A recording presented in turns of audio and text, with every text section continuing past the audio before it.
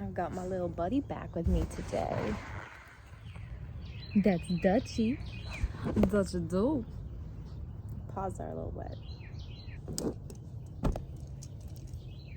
Interesting.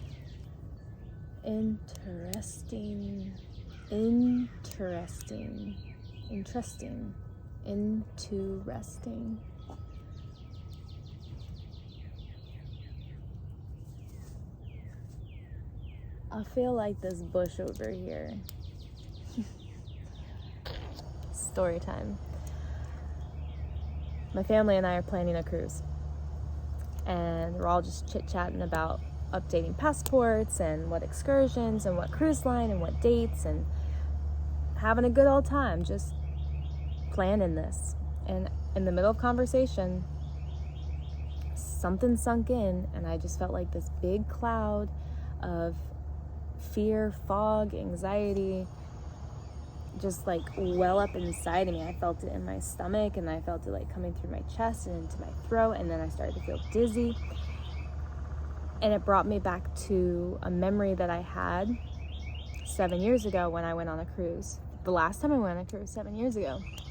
It was like this memory, and my body had this memory more so than my mind. I remember the last time I went on a cruise, I had anxiety spells and I was very nervous.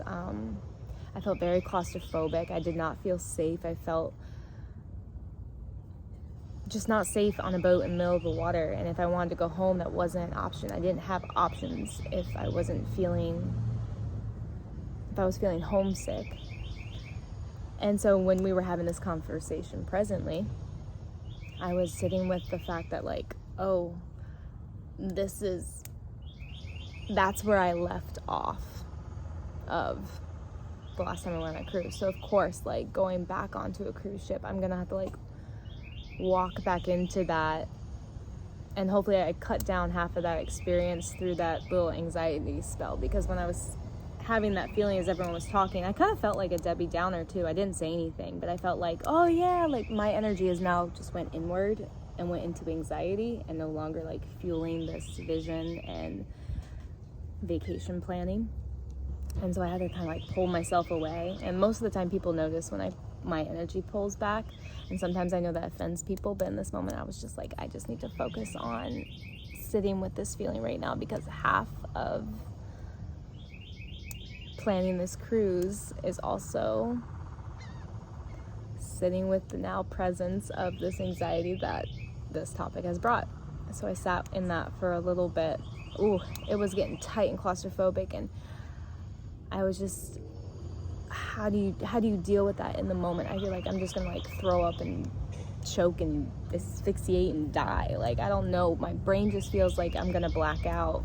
Like, been a fear of mine that I just literally dug up, and I was like, all right, this is something that I'm gonna have to like sit with and face. And I think this has to go along with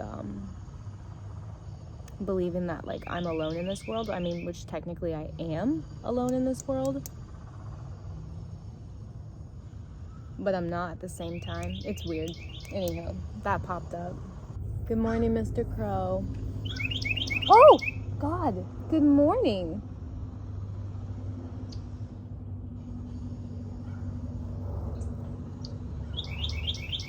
That was beautiful. Oh, that was a highlight. Oh, that was a pick me up.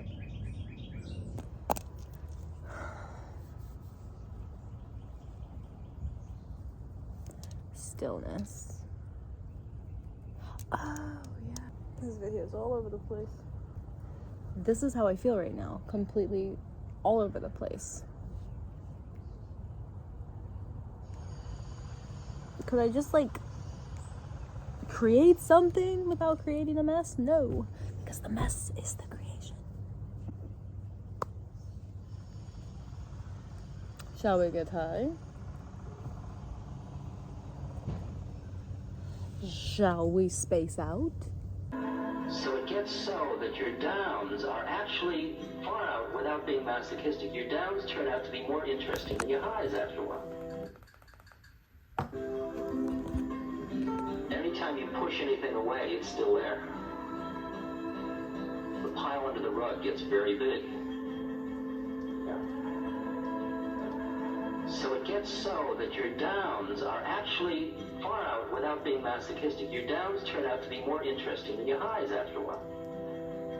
Because they're showing you where you're on, where you aren't. Like I get into a depression, you see. Or like I got angry tonight. I was fascinated by that. Far out. Look at how I came in being a holy man. I lost my cool. Far out. Isn't that great?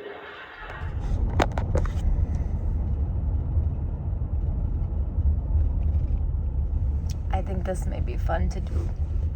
So here we are. I think today, 1 year ago today, since that video, I thought it'd be kind of cool if we could like trip out and space out into the future. Upon reviewing the last few clips, I remember that moment in time. I remember when I was dealing with a bunch of anxiety. It's like I needed to revisit some old memories, and I was doing a lot of that last year at this time. Now here we are 1 year from that video. As I was watching that video, I was feeling like little minor anxiety spells because I remembered embodying those feelings and those memories. But I've grown in this confidence and in this clarity of so what? So what? And that really helped me with my anxiety. Like I would feel something and I'd be like, okay, so what? Just pause and breathe, it's going to pass. And I noticed that when rushing around or having a lot of stimulants or not having enough sleep, or even feeling like I don't have much control over my life, like I don't feel like I'm in the rhythms of life, I feel like I'm trying to be too much,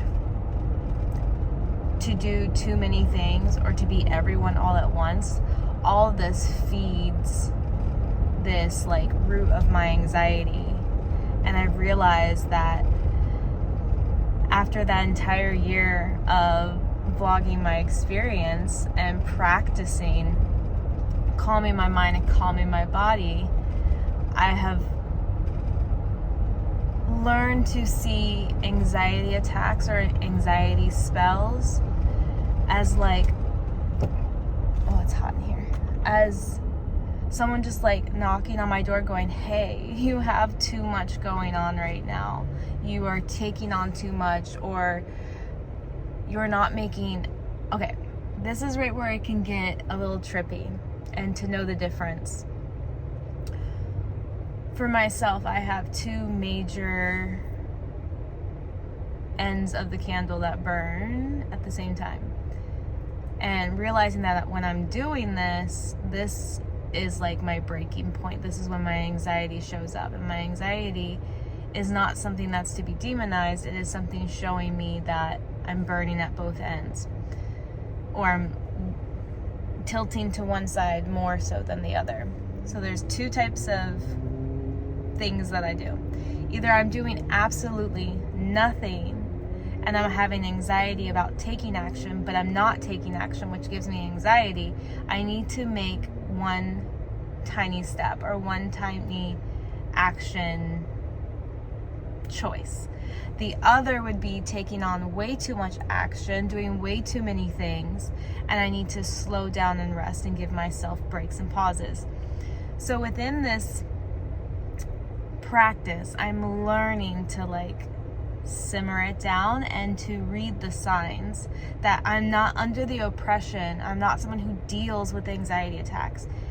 I'm learning how to read the signals and whatnot. And last year I felt like I was just like bombarded with a bunch of like stuff to go through because I was ready to, but it felt like a lot, and it made me learn how to either calm down or take small steps, small actions when I'm inactive. figuring out if I'm being too active or being too inactive. There was something else I wanted to touch on. What was it? Come back to this time of year. I have noticed that I feel and I'm more prone to rewriting. I'm gonna try to think of another way to say this. I've noticed that something happens around my solar evolution going around the sun. So my birthday time frame, I notice and I feel like before my birthday comes, I feel a lot of like, I'm just so excited. I'm so ready to celebrate another year I got to have on this earth. And then it's like a week or two after my birthday, I start to feel like this pressure of something. But it's like having a white canvas and you're like, oh my gosh, I get to paint.